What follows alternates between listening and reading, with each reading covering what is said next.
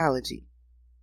In common use, the word materialist refers to a person for whom collecting material goods is an important priority, or who primarily pursues wealth and luxury or otherwise displays conspicuous consumption. This can be more accurately termed economic materialism. With its insistence on a single basic substance, it is a type of monism as opposed to dualism or pluralism, and it can also be considered a variety of naturalism. Naturalism is the belief that nature is all exists, and that all things supernatural therefore do not exist. It stands, like the related concept of physicalism, in contrast to idealism, also known as immaterialism. Physicalism, however, has evolved with the physical sciences to incorporate far more sophisticated notions of physicality than just matter. For example, wave-particle relationships and non-material forces produced by particles. Materialism is when you in that realm of thinking, or from what I see with people and from the past of myself, it attains different types of emotions. It feels like that person that attained that is an accomplishment.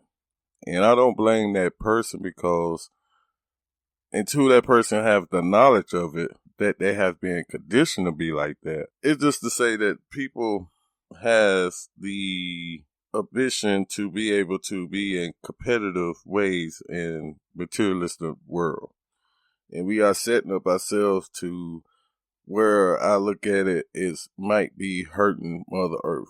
As an example, a person that has a large sum of money. And I'm not to say that I didn't not want for these things never in my life, but like I said, the more I grew, the more with the involvement of naturalism and the way that I look at Mother Earth now with the climax and the future of our youth, it's a lot of big materialistic things that I feel that we do not need to show accomplishment.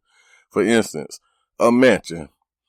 A mansion to me for one person, I asked my audience, have you ever looked at it like this for a person that's in a sport or at a CEO at a company or the entrepreneur that has made it substantially to a point to where they might have over hundreds of millions or billions of dollars in their account? They are able to attain 20 acres, 10 bathrooms, 20 bedrooms, a guest house, a maid's quarters, 30,000 square footage home in the middle of nowhere or in the middle of the city of the town that you live in.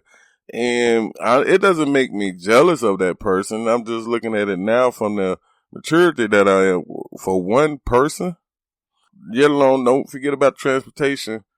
They got 10 different Lamborghinis and a helicopter pad, and everything. We had a show on current conditions of the climates. It was catering and talking about the weight capacity, which is some scientist says that it has a certain weight. The Earth has a certain weight capacity. Mm-hmm. And when you look at one person attaining all the things, I look at it like for them, I can see the emotions of having that ability to be able to go out and purchase that. Mm-hmm. Maybe belittling another person, the salesperson, or maybe your family and friends. The emotions that you are now king because you got the biggest house on the block, because you got the best car in the neighborhood. Or the notion that you made it above society's status quo for the average individual. In reality is you have the guy at the end of your street on the next street over or the next intersection over standing up holding the sign. He didn't make it. So if we all are reflections of each other, if you didn't make it, then I didn't make it either. So regardless of what you're driving and regardless of how you're living, everybody's not living like you. And the reality of that is there is that disconnection of unity among each other. Yes, it's just like if there was a situation where it was pounds of gold and silvers and diamonds and whatever you look at that is value to this in this world, you had split seconds to either run for your life or you go back to gain something that you think that's going to carry you on in the future. And there is a time that you might have to think about that, but it's only 1 second. And I think a lot of people have lost their lives over that or put themselves in danger just to attain a future of what is the conditions that it has been brought up in. Then on the other hand, that I can say that we have proof now that materialistic things that people are accumulating is adding no more weight to this world. And from that, we are attaining more sinkholes. More sinkholes that's happening might not happen where that house was specifically built at. There's a mansion right there, but 10 blocks down, a whole huge sinkhole might happen due to the weight that is of that mansion. So I look at it like I was stating earlier, that I look at it like more of a naturalism way of living. And I myself try to learn how to mix the two. Family does that. We try to purchase things that we need and not be obsessed with it to a point to where the saying is the things that you ask for from a higher power or from a next person, if you can't give those things away that you asking for, what is the need for you having it? That's right. So stick around for our next part of materialism after the break. We thank you for tuning in and listening. If you would like to take the time out to share our show, that would be greatly appreciated. We are on Facebook, Twitter, Instagram, and we are also available at transitionalchangesmission.wordpress.com. And also don't forget to hit follow button on podbean.com.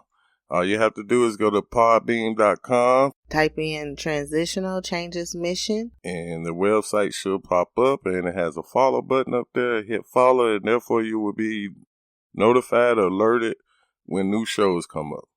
Thank you so much. But we appreciate you. Stay with us. We'll keep on continuing discussing what's going on with the materialism. Thank you so much. Love you. Stay tuned. We'll be right back.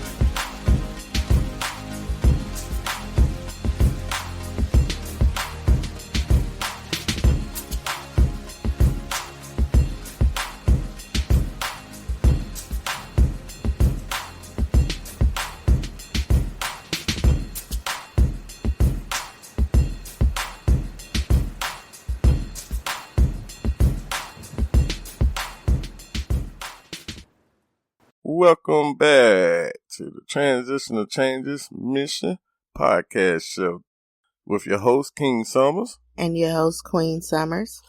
Yes. Welcome back, my people. We're glad you are tuning in. We really appreciate that. We hope that we are touching up on some current events.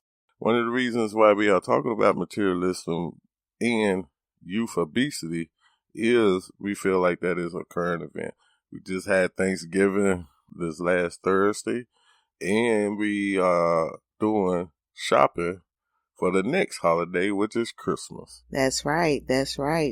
And according to Karl Marx, he is the Society, Economics, and History, along with Frederick Engels. They both propose, Karl Marx proposed, for human beings to survive, they need to produce and reproduce the material requirements of life.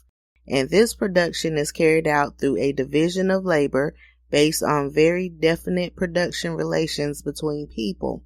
These relations form the economic base of society and are themselves determined by the mode of production which is in force. For example, tribal society, ancient society, capitalism, socialism, and societies, and their cultural and institutional superstructures naturally move from stage to stage when the dominant class is displaced by a new emerging class in a social and political upheaval. Although Marx himself said that he was only proposing a guideline for historical research, by the 20th century, the concept of historical materialism had become a keystone of modern communist doctrine. Wow. And yes, it has. I feel like that too, my queen. The way that I look at things and trying to influence my people, the audience, spread the word about downsizing. Through this pandemic into the future, I pray that some of the things that we had downsized on due to this pandemic keep the movement going. Right. Because I think the world will be a better place. I think a lot of unity is finna happen. A lot of things might